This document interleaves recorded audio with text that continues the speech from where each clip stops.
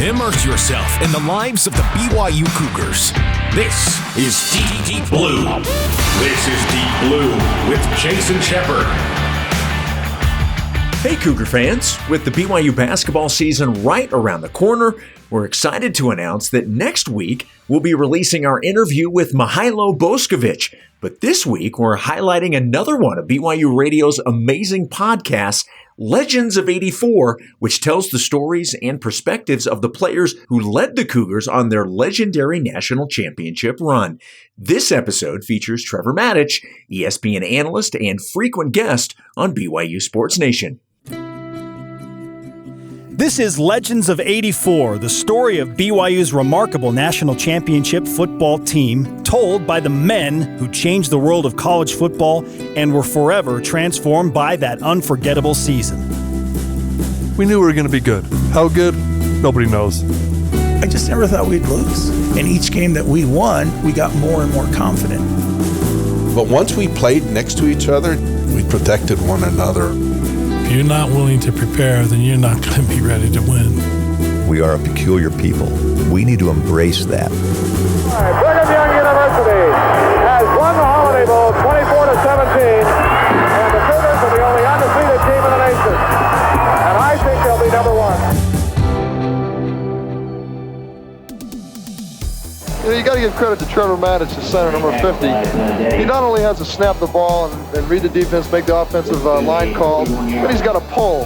And he pulls on all the sweeps, and that's unusual for a center. They ask him to do a lot more than usual a center usually does. You see Locke and Craig Garrick out there, but Trevor's also out there leading the play. And that's a tough play for a center to snap the ball. I grew up in Sacramento, California, raised by a divorced mother of four. She was a school teacher. I only played football because it was the only sport that let me be on a school team. This is Trevor Matich, center. I was one of the smaller, slower kids in my class. I was the last kid picked at recess for softball and football, and sometimes they wouldn't pick me at all. Sometimes they'd choose teams at recess and then go play and leave me there standing, and I wasn't selected, and I had a teacher would have to come over and make them let me be on the team because I just was horrible. I tried out for the 6th grade basketball team, and I made the team because they let every 6th grader be on the team because they figured the next year we would move on to junior high, there'd be more competition, and this might be the last chance that we would have to be on a school team. I never played. And so I got to 7th and 8th grade junior high, tried out for the baseball team and basketball teams, got cut from both of them. Was kept on the flag football teams because they had no cuts, but I'd never played. My mom washed my jersey once in a while because she didn't want me to feel bad, but she didn't have to because it never got dirty. Sophomore year, I just moved up to the JV because it was an age thing and didn't play. Junior year, I got into one game early in the season in football, never played again, and tried out for the basketball team all 3 of those years, got cut all 3 years. So now senior year rolls around. And what should I have done? Probably should have realized that this whole sports thing wasn't working out for me and not tried out for the football team, but it never dawned on me that I should quit. So I went back out for the football team, and I had grown from a short, skinny kid to a tall, skinny kid, and I had developed really good footwork along the way. For the first time ever at a school sport, I earned a starting position. I was center. And that year I was all conference, all Sacramento, all Northern California. I was nominated for high school All-American, and I got scholarship interest from about 60 schools. It was a pretty good year. But see, all those other years when I wasn't any good, I wanted to be good. So I went before practice and worked on drills. After practice, stayed a little bit late, worked on drills. I wasn't good at them. People made fun of me because I just was very uncoordinated. But by the time I got to my senior year and my body grew into my desire, all of a sudden, I was ready for any doors that might be open, and then they opened. BYU offered me a scholarship. It was over 4 teams on the West Coast, Cal, UCLA, Arizona, Oregon. I chose BYU. I showed up as a 17-year-old freshman. It's my fault. That's Matich with a key block on somebody there in the red uniform. Did you see him as he went down on his back? She wasn't a sports mom. She wasn't that kind of a mom. I don't think she knew much about football at all, although she tried to follow it. She was so cute. You know, when I got into the NFL, I'm out playing somewhere east of the Mississippi River for the Patriots, the Colts, Jets, and she'd be back in Sacramento clipping out actual news clippings with scissors out of the newspaper about what the 49ers were doing and what the Raiders were doing, and as I broadcast, she would take notes on what I said and what she liked and what I could do better and things like that. And I never stopped her because she just loved that so much, but she did it because she loved me. It wasn't a stage mom kind of a thing. It was just that she just loved me, and she didn't know how to help me with sports except just to watch and cheer me on, and that's what she did. And I'm just forever grateful for that. When people ask me about her, the thing that I tell them is that she was relentlessly cheerful and relentlessly loving. And everybody has problems in their life, and she had her share for sure. But you'd never know it because she never put it on us, the kids. She only showed us that face that she loved us. That was it. And then the struggles that she had to provide for the family, we never knew. We just knew that when you walked over to the light switch and you flipped it up, the light came on. We knew that when it was time to go play Little League, there was a baseball glove in the closet we could grab and go play. Now, a lot of times the shoes I had holes in the bottom, but I thought that was normal. She would eventually save up and buy me a new pair of shoes, and she would go 5 years wearing canvas boat shoes with holes getting bigger and bigger as a school teacher because she spent her money on us. And we never understood that until we were adults. And now we look back with not just gratitude, but such awe at how she sacrificed for us, and that's what great mothers do. Growing up within the church was a wonderful thing. My scoutmaster was a man named Terry Meinzer, who was an old school mountain man. He looked like it, he acted like it. Every month we'd go out on a weekend camp out. 3-day weekends, it'd be a 2-nighter, and then every summer we'd go on a week-long 50-miler, whether it was a whitewater river trip or a hike. He knew what my situation was, where I needed that strong male role model. So when we were out on scouts, I remember things would happen, and he knew they weren't big things, but to me they were big things, and he wouldn't fix them for me. He would say, you know what, your mother isn't here, figure it out, and then he'd take off. I was shocked, but I figured it out. And guess what? I learned how to be more self-sufficient that way. I learned how to figure things out, and that everything was okay, and that I did have power in my life. And it was because of Terry Meinzer. And then it continued with great coaches in high school, and then especially at BYU, just immeasurably awesome builders of boys into young men and young men into grown men. When it comes to the influence that great football coaches have on their players, not just as players, but as men, it comes down to perspective and choices. What's important in life? How do your choices in the moment affect what's important in life? If you're able to pick that up as a young man, as a kid, then that just snowballs into positive things happening in your life. Football coaches can get everything out of players if the players know that the coaches legitimately love them. If it feels to the players like the coach is pushing them because the coach wants to use the players to get a bigger job, you're not going to have the kind of growth as individuals, and you're not going to have the kind of team success as you would have if the coach loves you. Now you'll do anything for them. And you mirror that then with your teammates, and that is one of the ironies of it all. That if he builds young men first, those young men will naturally become better football players. They'll be more coachable, they'll work harder, they'll avoid the pitfalls and distractions off the field and away from that. Build the young man first, and your team will be better, rather than the other way around, which some coaches do. First and 10 on the BYU 36-yard line. Bosco at quarterback. Baxter split, drops back in the pocket, has great protection, throws over the middle. This one is caught by Bellini across the 45 to the 43-yard line. I was sitting with Nick Saban in his office a number of years ago, and I asked him, what is it about this massive undertaking that is Alabama football that makes it successful that people outside the program don't understand? And I expected him to say that, you bring in the right people, you get them focused in the right direction, and everybody, that's what I thought he was going to say. Instead, he didn't hesitate. He looked me in the eye and he said, Alabama football is successful because the primary goal of every person in this organization is to maximize the experience of the student athletes. Off the field, academically, in their personal lives, and in football. And by maximizing their experience, we're able to build a championship football program. That was the first time I had heard it put into words what LaVell Edwards was doing with us the entire time. One of the things I remember about LaVell is that he never had to raise his voice. Occasionally he did, but he did it for effect. But when he spoke quietly, it was like a thunderbolt hit because everybody respected him so much, didn't fear him, respected him. Assistant coaches in practice sometimes would yell and scream at us. It would go in one ear and out the other because for some reason we just weren't having a focused practice. That happens when you're a college student. And on that rare occasion when LaVell decided to speak up, because he never said much on the practice field, he would just say, "Men, come on, let's go." Something like that, quietly. And the hammer of Thor came down and smashed all of us. And we were stunned into silence and then focused right back in. When LaVell spoke, it was a different kind of experience. He always spoke with power, but it was always quiet.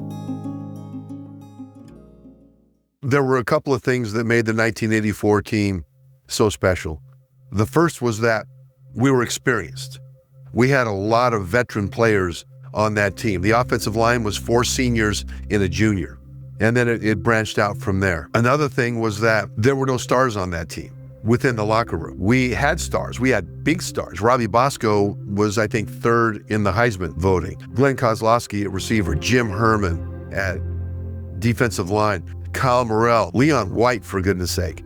I mean, what an absolute amazing football player Leon White was. Kelly Smith might have been one of the fastest players in all of college football. We had stars on that team, but within the locker room, nobody treated themselves like they were a star. Nobody treated anybody else like they were a star. We were a family. We were a brotherhood. We were all together. And there was never any rift of any kind over who gets the credit, over who's getting the credit, over who does what and who doesn't do what. We all knew we were all giving the best we had towards a common goal. We were playing hurt towards a common goal. We loved each other as a brotherhood. And when you look at all the talent that we had, and we had talent, we had NFL guys on every level of the defense and the offense. Guys that got into the NFL, got paychecks from the NFL, lots of talent. But ultimately, what made that team great was that we were a brotherhood like I've never experienced before. Trevor Matich isn't too happy about it. Encroachment, defense. Maybe 5 yards for BYU, but Matich, the center, had to take a good shot from Maseni coming across. You can't have that kind of a brotherhood without everybody sharing in the sacrifice towards a common goal that means the world to you. And football isn't the world, but in the moment, in the sphere of football, it is the world. And it was such an enormous undertaking for us to go from where we started that season, the path towards the national championship, knowing what we were building towards, and everybody pulling together in the same direction. And there was a love for one another that was just, it was astonishing. And as the years go by, we lose touch with each other. But then we get together for an event or an anniversary, and maybe we haven't seen each other for 10 years, but it's like we've never been apart. And it's like we relish those moments we get to be together again, and we dread those moments when we have to then separate and go back to our lives in different states, looking forward to the next time that we can do it. And it's because of the brotherhood that was forged, because of the shared sacrifice, and because of the fact that we had nobody in that locker room that acted like the star that they really were in terms of their performance on the field. One of the things that made that 1984 team special was because we knew that we could have fun together. We found out that Louis Wong was afraid of snakes. He never should have told us that, never. And worms, by the way. We were working out in the weight room, and the weight room at the time was kind of long and narrow. I had gone to the department up on campus that had the reptiles and things like that, and I asked them if I could borrow their boa constrictor. And they said yes. So they brought the boa constrictor down to the weight room, and they handed it to me outside, and we set it up so that Louis was being interviewed with a news camera for a feature that was happening anyway. So we timed it so that he would be interviewed. Louis was at the far end of the weight room. His back was to the length of the weight room where the door was on the other end, and the camera was standing with its back to the wall, pointing out at Lewis, out towards the length of the weight room. And in I came on the far end with this boa constrictor, and the other offensive lineman too. And we tried not to crack up laughing as we walked up towards Lewis, and I put the head of the boa constrictor right next to his ear, kind of over his shoulder. And then I tapped him on the shoulder, and the camera's rolling on Lewis. And he looked over his shoulder and saw the boa constrictor and turned back and looked at the camera. And I thought, well, it doesn't affect him at all. It was just a delayed reaction, because a few seconds later, Lewis went into the panic of his life. He turned around and sprinted out of the weight room, and I think he set a new land speed record. I don't know how far he ran. He might have ran all the way to Payson or something. It was just incredible, and it was fun because we knew that Lewis wasn't going to get mad at us. Lewis was going to be in on the joke. It's okay, and it turned out that way. I don't know how long it took him to cool down to where that would be okay, but that was, in a weird way, kind of a team-building moment for the offensive line, because we loved Lewis, and we were having fun with Lewis, and Lewis was okay with being the object of the joke that time, because we all were the object of the joke at different times. Look at the time Bosco has to throw here. Unbelievable. Now he moves up a little bit, gets a better view of things. Entering the 1984 season, we knew we could be good. Matter of fact, we knew we were good. At least I did. I looked around and I saw these guys and I thought, this team has the potential to be the best team I've ever been a part of here. In the 4 years that I played on the varsity there, that were broken up by a 2-year mission in between, we lost 3 games in those 4 years, including that one in 1983. Losing a game was a shock, because that's what we did, was win. We got to 1984, and I'm looking around at this team, and I'm thinking, this team is as good as any that I've been associated with here, as long as Robbie does his part. But of course, Robbie would do his part, because Robbie is a BYU quarterback. And you look at BYU quarterbacks, you've got Gary Shaddy, Gifford Nielsen, Mark Wilson, Jim McMahon, Steve Young. Of course, Robbie's going to be great, right? Going into the season, I thought it could be a special year, but I never thought about national championship before the Pitt game, because the Pitt game seemed to be an insurmountable obstacle to think that, oh yeah, we'll just go in and win that. We knew we were good. We knew we had a chance to win it. We believed we could win it. But it wasn't the kind of thing where we were so arrogant that we thought, oh yeah, we'll just saunter on into top 5 team in their place and we'll just spank them. We can just count on that. They had players on that team that were candidates for the Outland Trophy and for all the big trophies, and guys that went on to be fantastic NFL players, and that was a great football team. That was an obstacle that we had to overcome before the dam broke, to believe what we could actually accomplish. Take a look at Bosco just having all kinds of time to throw. As an offensive line, when we looked at Robbie Bosco, he wasn't just our quarterback. He was like our little brother that we needed to protect. Now, he was our leader. He was a great player. He was one of the best in the country. He was one of the top Heisman finalists that year. But we saw him, that loved one that needed to be protected from the evils of the world. And those evils were the pass rushers. We did everything we could, whether it was bite, scratch, kick, claw, it didn't matter. You know, I don't know how many sacks we gave up that year, but I don't think it was very many.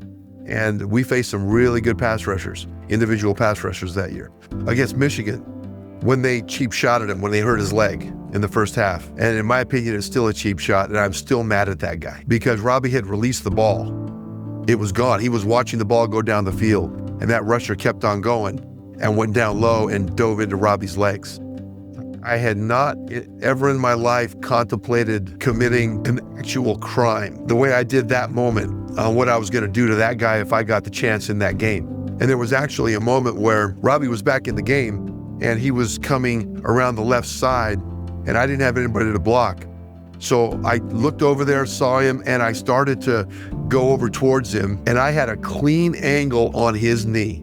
And I was going to drive through that knee and take it with me all the way to the depths of hell. But before I made the hit, I realized that he was still in contact with the left tackle, and that would have been a penalty if I went low there. And as I'm going in to hit the guy, I thought, I can't do that because it'll be a penalty and we still got to win this game. And so I hit him high enough to where I kept him from getting to the quarterback, but I didn't draw a penalty. But I tell you what, though, it was fury in my heart in the most profoundly violent way, what I wanted to do to him because of what he did to our quarterback. That's the way we felt about Robbie.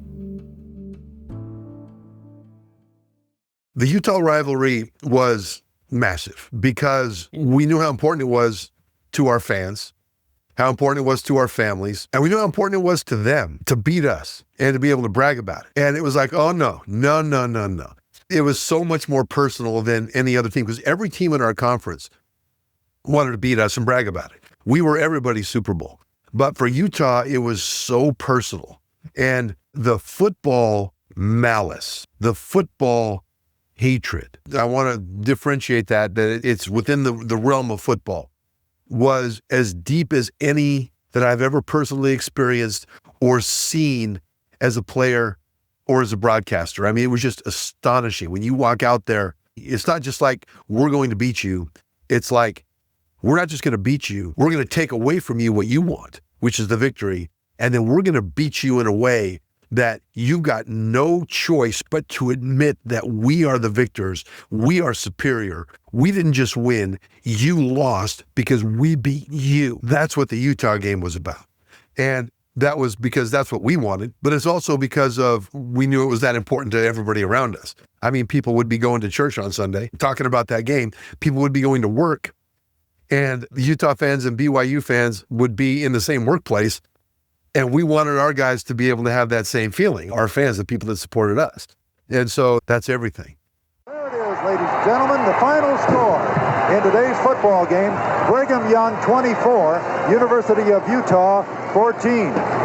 And now across the field of play here at Rice Stadium, there is the handshaking going on. The feelings, of course, that were so intense earlier in the football game now are gone as they shake hands and say, nice going, guy. From a football standpoint, I always hated my opponent while we were playing. I would go out pre-game early, and if we were home, I'd sit in the corner of the end zone and I'd look through the corners of the stadium with the blue banners flying in the breeze and the snow-capped peaks off in the distance, and just sit there and think about how beautiful this was. This is such a beautiful setting. What a great day this is for football. And then from the opposite corner, a couple of opponents would come out and start to warm up too.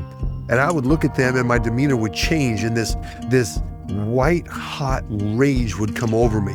Like, how dare you come into our stadium? How dare you even be on this grass? And I knew intellectually that they had to be there. We had a football game to play.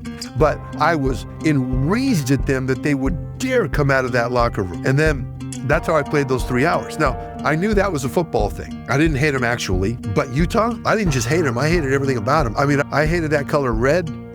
I hated their pets. I hated everything about you. Just hated them. And part of the reason was that they hated us. And so, okay, game on. And here's the thing. In the 4 years that I played, the 2 years before my mission, the 2 years after my mission, I will tell you this.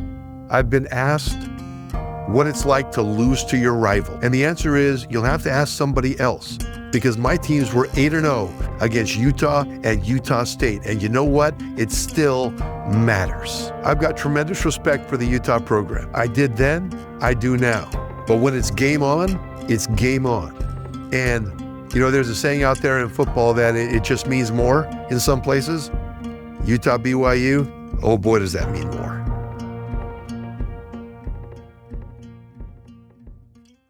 I'll tell you this about Kyle. That's one of the reasons I have so much respect for the Utah program now. Although when Utah and BYU play, that emotion is still there. When I talk about that game as an analyst on ESPN, I'm always balanced. I don't want anybody to know where I went to school when I talk about BYU and Utah. But that feeling still comes up. And when it's kickoff time, okay, all that balance goes away. In the football world, I want BYU to steamroll Utah. Outside of it, though, part of the reason I respect the Utah program so much is the way Kyle Whittingham runs that program.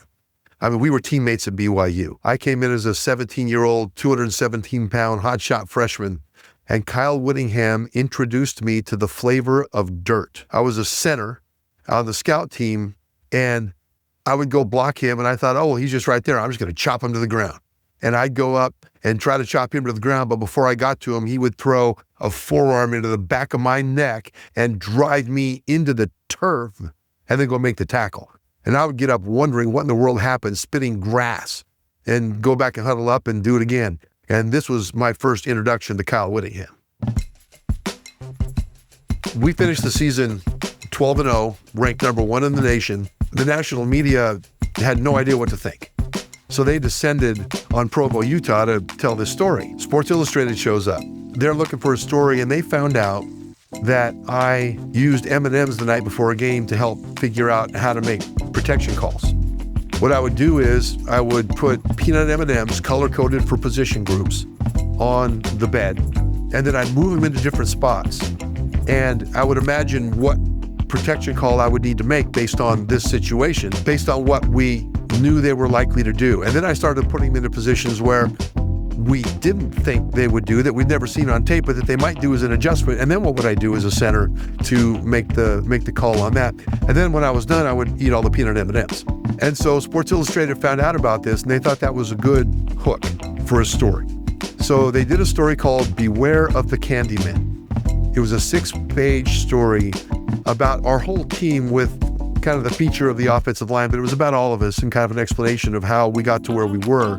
And the picture at the beginning of the story were those M&Ms. That was just such a cool moment. The night before they went to press, I got a phone call at midnight from the reporter for Sports Illustrated to confirm some facts. And I'm thinking, well, this is pretty cool. I'm here in Provo at midnight, and I'm talking to the Sports Illustrated reporter in New York at 2 a.m. his time. How cool is this? I mean, this is awesome. Football is amazing. It's the best thing ever. And then at the end of the conversation, he said, by the way, how's your brother? And I said, well, I don't know. How's my brother? He said, well, you better call home. I called home. My younger brother had been playing in a high school basketball tournament. It was the first game of the tournament. He had the ball in both hands. He faked the pass over his head. The defender went for the ball, missed it, and jammed both fingers into his eyes. My brother fell to the floor. When the paramedics got there, they stopped worrying about his eyes and worried about his blood pressure because it got so low they were worried about shock. They took him to the hospital. The diagnosis was torn retinas in both eyes. The initial prognosis was that he would be legally blind. He'd be able to see light and colors and stuff like that, but he'd be legally blind for the rest of his life. So one moment I'm talking to Sports Illustrated thinking that football is the greatest thing ever. And the next moment, I'm talking to my mom about what happened to my brother, and I'm thinking I would give this whole thing up if I could make that not happen, if it could be me instead of him, because I already had a great career. I hung up with my mom, and I jumped in the car. It was midnight, snowstorm in Utah, and I drove from Provo to Sacramento that night. I didn't tell anybody I was leaving. I just left. When I got there, there's always humor, I guess, if you want to look for it in things. My brother was told to have a bandana over his eyes so that he would not have light come into his eyes. Every morning, there was a cheerleader squad from a different school, high school, would come over and bring him a new breakfast. Oh, here, eat my crepes. Oh, no, I made this great omelet for you. And I'm watching that thinking, hey, wait a minute, what's going on here? When my brother came back from the hospital, of course, the most difficult food to eat would be peas, right? If you can't see. So what does my mom do? She puts peas on his plate and gives him a fork to eat it with. So he would be poking at the plate, and then he'd pick it up and say, is there a pea on my fork? No, not yet. Try again. Okay, now you got one. She saw in the living room that there was a coffee table next to the couch. So she moved it so he wouldn't fall over it. So he walked in not being able to see because of the bandana, and he walked where he knew there wasn't supposed to be a coffee table, and he would fall over the coffee table. All kinds of crazy things happen. Mom's a wonderful mom, but in that moment she was trying a bit too hard. A couple of days later, my brother's team was playing in the championship game of the tournament. And of course, athletes being terrible patients, he wanted to go to be at that game. So I drove him over there. He had a bandana over his eyes. He had sunglasses over the bandana to look a little bit more cool. And so he grabbed my arm and we walked into the gym while the teams were warming up. The cheerleaders were doing their thing. And as soon as they saw my brother, the team stopped warming up and they cleared the court. The cheerleaders stopped. Everything went silent. And we walked over to my brother's bench and we sat a couple of rows up above his bench. And I gave him a play-by-play of that game. And if you can imagine that moment, it was one of those moments that I would never trade for any other in my life. Take a look at Bosco just having all kinds of time to throw. So as we headed into the Holiday Bowl, my perspective went from football great, national championship potential, everything, to my brother. And so it was a surreal experience to practice for the Holiday Bowl and even to play the Holiday Bowl. In the moment, though, I still had a rage for those guys. But in the end, when we won the game, my thoughts went back to what was more important. And that was such a lesson about perspective, because it's so easy to get caught up in football. And in its own world, it is important. And in its own world, it is a tremendous sacrifice towards a lofty goal. But that's in its own world. And there's another world out there that's bigger, a lot bigger. And to have those two things happen at the same time were a life lesson that I've never forgotten. I think the story of BYU football in general and the 1984 season in particular was not about the championship. It was about the brotherhood. It was about how we grew. It was about the men that we became. That season was part of 1 year. Since then, it's been many, many decades. And the men that we became because of that moment together has affected our lives in such a positive way. It's affected our wives, our children, everyone around us, because we are different people than we ever would have been had we not gone through that together. Had we not treated each other like we did, moment by moment, through the ups and downs of that season, and had we not been mentored by LaVell Edwards and the assistant coaches that he put together. And looking back on it, that sports triumph was huge in the sports world, but I am so grateful for who we became by going through the process of achieving it.